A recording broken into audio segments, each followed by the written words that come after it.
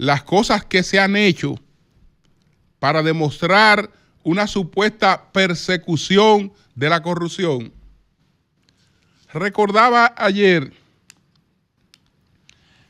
el caso que se dio con el doctor Freddy Hidalgo, que fue ministro de Salud Pública, el doctor Hidalgo.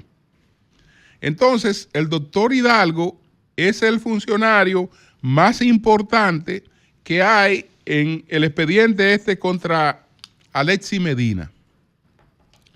Ustedes recuerdan que el juez Alejandro Vargas, después de aquel espectáculo en el que fue apresado Freddy Hidalgo, que le rodearon su casa, eso ocurrió en la madrugada del 29 de noviembre de 2020, él fue arrestado por un contingente policial y un fiscal con una serie de imputaciones, pero en un espectáculo que fue una cosa draconiana, en ropa interior, etcétera. Lo apresaron en su residencia.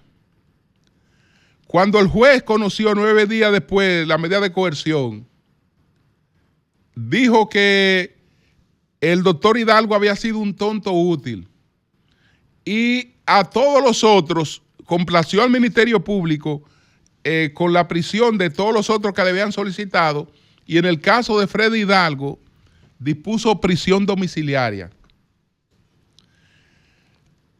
Yo creía que cuando Alejandro Vargas decía que Freddy Hidalgo había sido un tonto útil, yo creía que él se refería a que había sido usado como un tonto útil por Alexis Medina. Pero entre Freddy Hidalgo y Alexis Medina nunca hubo ningún tipo de relación. Ningún tipo de relación. Entonces, bueno, de todas maneras, había que tener un funcionario importante para justificar lo de la colisión de funcionarios, asociación de malhechores, y ese tonto útil era Freddy Hidalgo, que ayer les resumía de qué se trata. Estamos hablando de un hombre que multiplicó, que se enriqueció en el Estado. ¿Usted sabe por qué se enriqueció en el Estado? Porque cuando él entró como funcionario, su patrimonio era de 20 millones de pesos. Cuando salió era de 24 millones de pesos, un médico especialista. Es decir, que solamente con los salarios que había cobrado, con los ahorros que pudo hacer, etcétera, estamos hablando de que un incremento de patrimonio de 4 millones de pesos, usted no lo puede usar para decir que este hombre fue parte de una asociación de malhechores que robó miles de millones de pesos, porque él tiene que tener por algún lado entonces lo que le tocó de ese robo. Una cosa realmente que, por eso fue que inmediatamente le dieron prisión domiciliaria. El propio juez que lo vio dijo, no, pero esto no llega, usted es un tonto útil. Pero tonto útil era el tonto útil que el Ministerio Público necesitaba, porque necesitaba un funcionario importante ahí para poder justificar ese expediente. Porque cuando usted va y ve las cosas, usted se encuentra, por ejemplo, con que en el juicio preliminar, el juez descartó prácticamente todas las acusaciones que se hacían contra Freddy Hidalgo. Descartó. Freddy Hidalgo fue objeto de lo siguiente: una investigación del INACI, de la Superintendencia de Banco, de la Cámara de Cuentas, de la DGI, de la Contraloría General de la República. En ninguna de esas indagatorias le encontraron un peso que no pudiera justificar. Entonces, estoy buscando lo que decide el juicio preliminar, porque en el juicio preliminar el juez descarta todo lo que pudo ser considerado como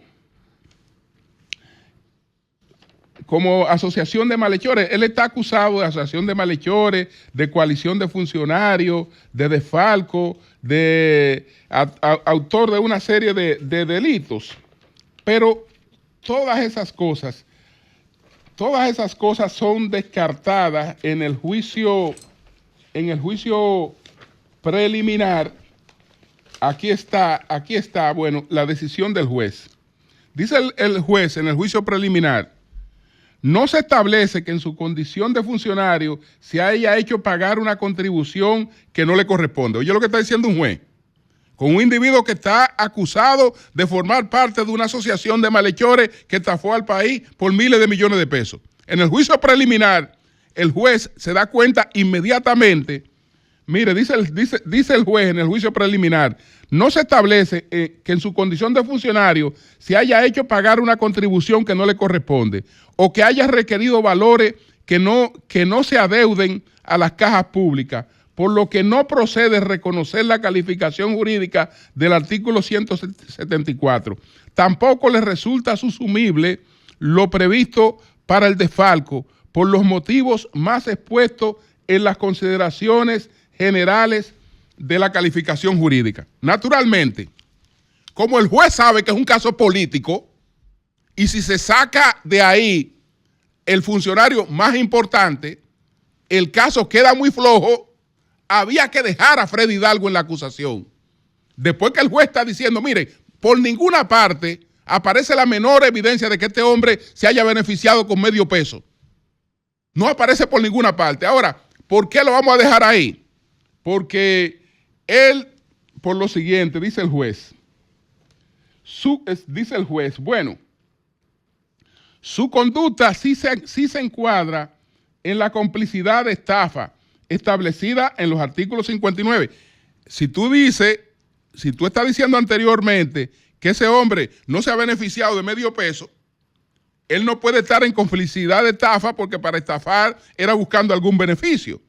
Pero no, si el juez dice no, pero por estafa podemos dejarlo. Y entonces, ¿por qué podemos dejarlo por estafa? Porque Freddy Hidalgo ha sustentado que no tenía ningún tipo de relación con Alexis Medina, que ni siquiera conocía, que no había tratado a Alexis Medina. Entonces, lo dejan ahí porque hay dos cartas de Alexis Medina, una recomendando una odontóloga y otra recomendando una empleada. Y por esas dos cartas, que no tienen nada que ver con el peso de la acusación, lo mantienen en una acusación. Señores, yo quisiera, ¿usted sabe a quién yo les recomiendo? ¿A quién yo les recomiendo que vean este expediente y esta acusación? A los actuales funcionarios y a su familia. Que vean esa vaina, para que ellos vean cómo usted en el futuro puede estar expuesto a cualquier desconsideración totalmente inmerecida, solamente por razones políticas.